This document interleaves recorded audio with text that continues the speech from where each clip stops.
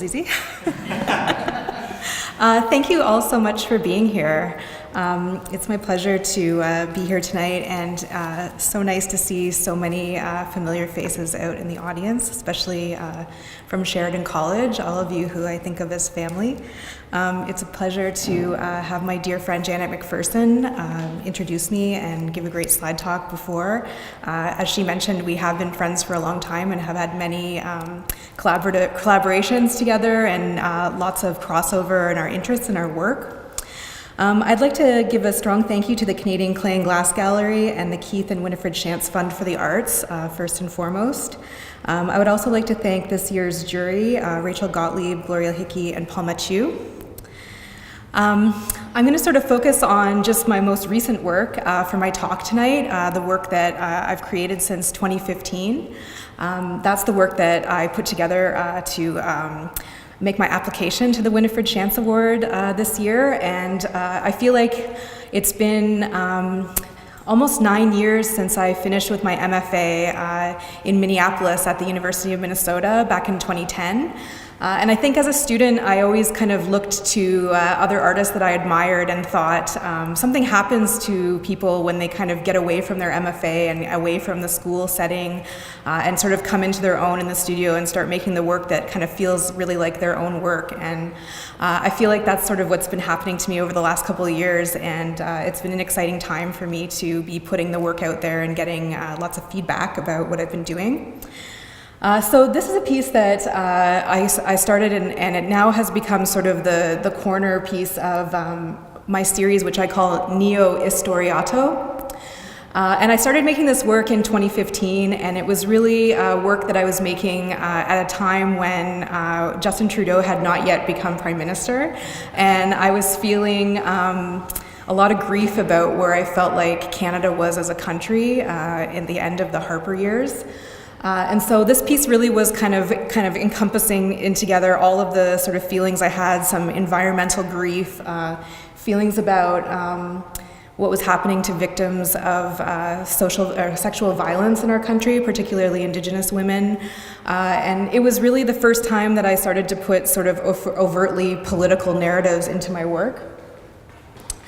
And this is all because as a student, I started out my educational experience in ceramics at Sheridan College, where I studied for 3 years. And then I went on to earn my BFA at the Nova Scotia College of Art and Design, and there studied with Walter Ostrom. And it was when studying with Walter that I really fell in love with Italian Renaissance maiolica. So this was highly painted, allegorical pottery that celebrated sort of the classical Greek and Roman mythology of the time, and also a lot of medieval archetypes as well. And it was at this time that I sort of came back to this work in 2015, because my graduate school work had all been video and performance. You know, you go to grad school and everybody really wants you to do exactly the opposite of what you love and what you've wanted to do for your whole career. And it was great for me to step outside of you know, particularly just being a ceramic artist and try some different work. And I was really kind of focused on that work up until 2015. And that's when I sort of came back to wanting to get into my studio and sort of being alone and making more solitary practice and coming back to making ceramic objects again. I really wanted to reimagine Istoriato. So in Italian, this means story painted. So it's a really literal translation of how to make work that's narrative. And I was interested in sort of turning all of these narratives on their heads and depicting critical allegories and myths, but done from a feminist, outsider, activist perspective. This has become a large ongoing series where I explore narratives and myths and cautionary tales through mining historical imagery from the Middle Ages and the Renaissance. And this is a time where I see that the moment of the seeds of misogyny and xenophobia that began to grow in our minds in the West began at this time. And I think this is still really relevant imagery, and a lot of these problems are still with us many hundreds of years later. Another detail shot. I really wanted to reclaim this device of creating this type of pottery, because to me it was a device that propagated classical patriarchal social norms, and I wanted to create new narratives that privileged voices that were left out of that conversation, and sort of talked about this meta-narrative as sort of being something that didn't represent everybody. So there was a lot of recurring themes, particularly this idea of the demonization of women, this idea that we're in cahoots with the devil and that we have some sort of entryway into the supernatural. And also this idea of the wood woes, or the wild man, which in medieval times was this idea of a person who rejected sort of the reason and the important ideas of the Enlightenment, and chose to instead be out in the wilderness and reject sort of the intellectual in terms of and affirm the primal sort of part of being a human being. And I think something really clicked with me about that, because I grew up in Central Ontario, very much in a rural area, and always felt like I was very on the margins of everything that was going on in the world. Here's a detail of the wood woes.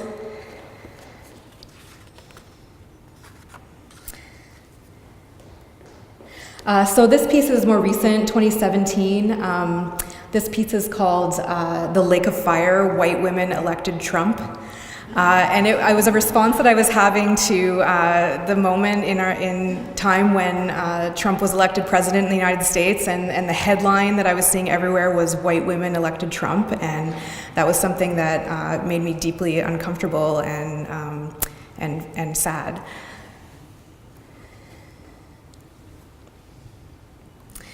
This piece is called Relationships. It again is sort of celebrating this idea, this medieval idea that women have their own kind of connection to the dead or the supernatural or the demon world. Another detail. And this work also it mostly manifests as large charger plates, but sometimes they become sculptures as well. And this series is kind of a branch off of the Neo-Istoriato series that I call Monster Faience. It's often self-portraits and kind of celebrates this idea that the strong women that I admired as a young woman were witches and harpies and the kinds of figures that we weren't necessarily supposed to be wanting to be or moving towards. But that's where I found that there was feminine strength, and so I was really interested in these images. And ceramic history has always played a huge role in how I glean imagery and interpret that in my own work. And so these pieces were very much influenced by Staffordshire in England in the 19th century. So I call these Staffordshire harpies. These are also from the Monster Faience series. They're goblin jugs. For whatever reason, I've always had a fascination with the idea of little green men, whether they're aliens or elves or forest spirits. And these were actually taken from a set of French tin-glazed jugs from the 19th century that were very similar, and I found a home in this kind of relationship between wanting to bring those images into the now and make a contemporary version of these pieces. So I wanted to talk a little bit about what I will use the Winifred Chance Award to do is to continue to go and do residencies. So that's something that's really helped to propel my practice over the last few years. And wherever I go in the world to do a residency, I meet people from all over the world and find that something unexpected happens with my practice that I wasn't anticipating, and the work really changes. So with generous support from Concordia University, where I've been teaching full-time since 2016, I was able to travel to Jingdezhen, China this past summer, and was there for 2 months making my work in this place, which is called the Sculpture Factory. So Jingdezhen is, you fly to Shanghai, and then it's another hour and a half plane ride into Jiangxi province. And so I arrived in the sculpture factory, and it was a weird sensation because if you're familiar with ceramic history, the reference point for my work being Italian Renaissance maiolica is all about this relationship to China. And this work was really created in Europe as a ripoff or a fake of Chinese porcelain, because in Europe they hadn't discovered the technology at that time of the Renaissance to create porcelain. And all this porcelain was coming from China. People were freaking out for it in Europe, and the Europeans didn't have a way to compete with this market, and so this is why maiolica was made. And I always say to my students that this is like a major reason why I wanted to work in maiolica, because I love this idea that it's a knockoff in some way. So just a few shots of the sculpture factory.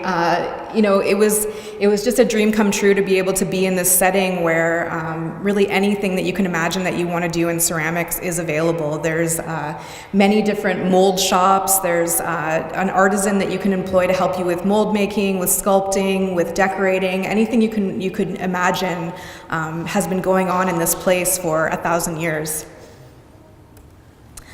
This was my studio in Jingdezhen. I had this really incredible view of the mountains right outside of my window, and you can see my studio space here with all of the porcelain objects that I was making while I was there. And Jingdezhen was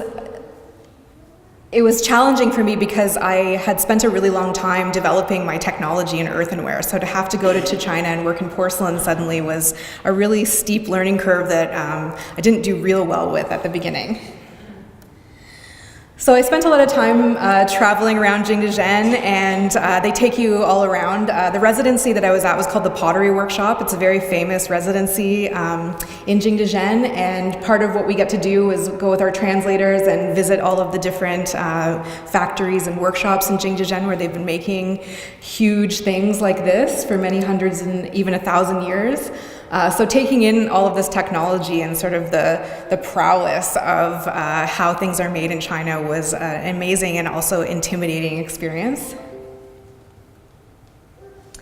And I also took a lot of classes while I was there. So I studied blue and white cobalt painting and overglaze enamel, and really wanted to think about how I could expand my painting practice while I was there and make some more pieces that would be part of the Neo-Istoriato series. So this was Mr. Wong, who taught me about blue and white cobalt painting and made me feel like I wasn't a painter for the first time in my life.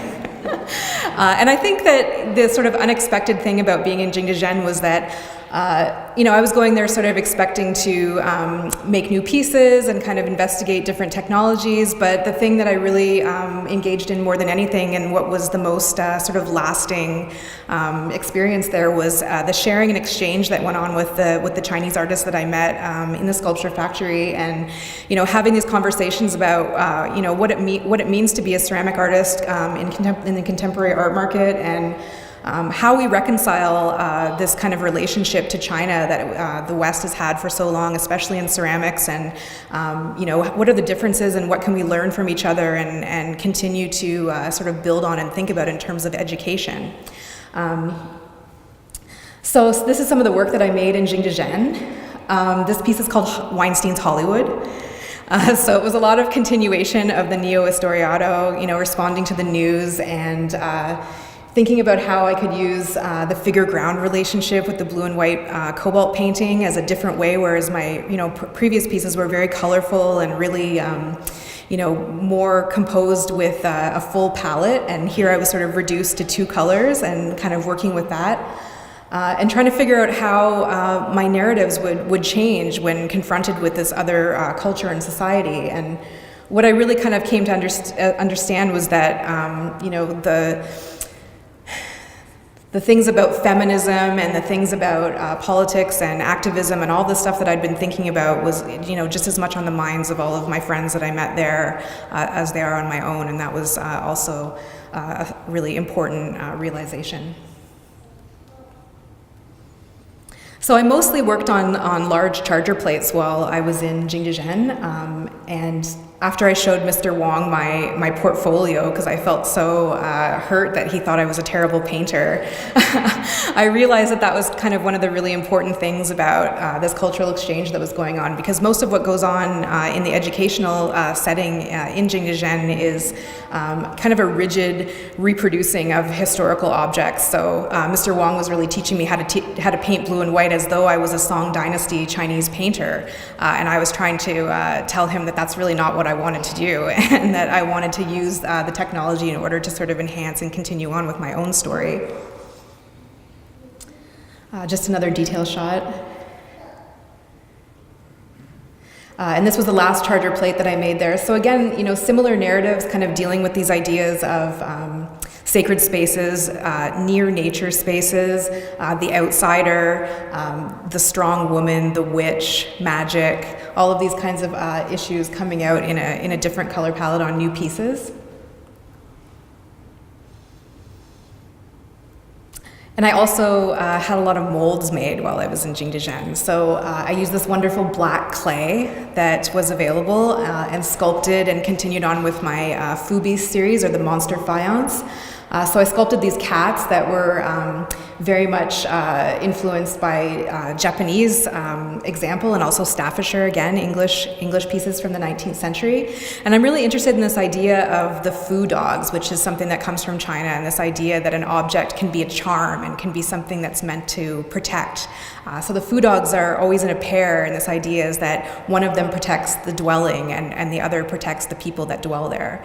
And I'm really interested in this idea and kind of wanting to turn that on its head and think about how these foo beasts could protect the spaces of the characters that I bring to life in my work. So you can see on the right there, those are all my molds that are drying in the outdoors. The crazy thing about Jingdezhen is that nothing is bisque fired there. Everything is fired green. For those of you that make ceramics, you can understand how much pressure that can put on you. The kiln is public, so everybody kind of shows up at the same time every day and brings their work and gets it into this kiln, and then this kiln rockets up to cone 13, which is a really, really high temperature. So there's a lot of anxiety involved in trying to get successful pieces out of the way that the kilns operate, and how the society of makers makes its way through in Jingdezhen, and it's so social and it's so different than the way that we work here in the West. So that was an amazing learning curve for me also. This was Mr. Wang Shifu. Shifu means master, and so I had the last name and then Shifu, and that's how I spoke to all of these men that were helping me with making, mostly all men. There was a couple of women, but it was an amazing experience to watch these master makers deal with sort of the forms that I had created, and I also learned so much about just working with molds and the technical side of ceramics from being involved with this.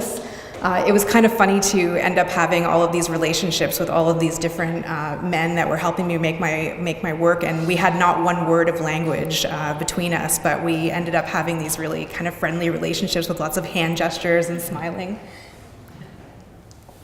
So here's just a few shots of him putting together these pieces for me.